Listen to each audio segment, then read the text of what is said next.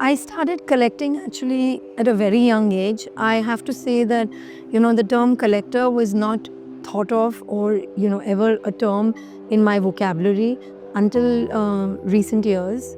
I was a collector of stamps and coins before I chanced upon art.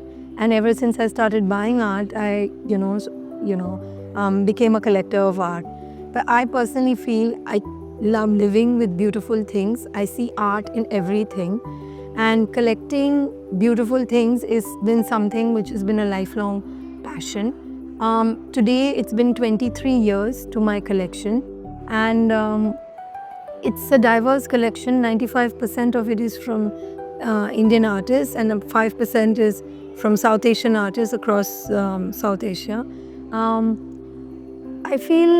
I feel I never looked at medium because a large part of my collection is also photography. I mean, it's mixed media. There's canvases. There are all kinds of mediums. I didn't know when a passion became an obsession, which became my profession, and today there's a term for it.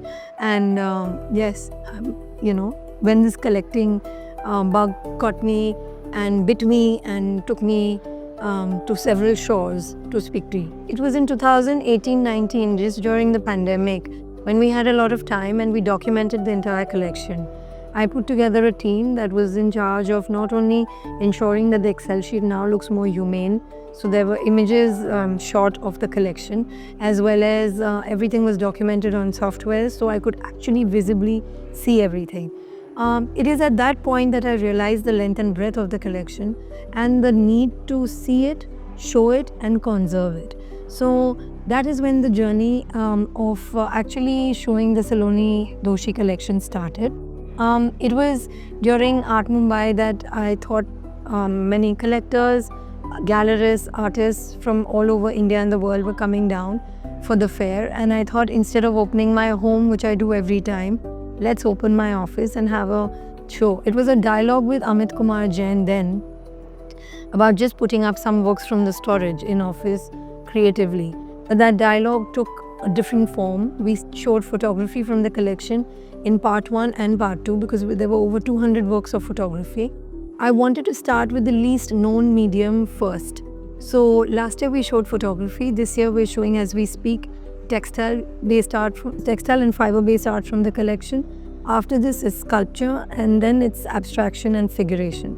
So it's the reverse journey. It's not what I started with, but what are lesser known works and lesser known medium or collected medium in the realm of art collecting.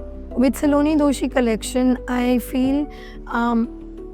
felt the need to share my journey with other young collectors and inspire them.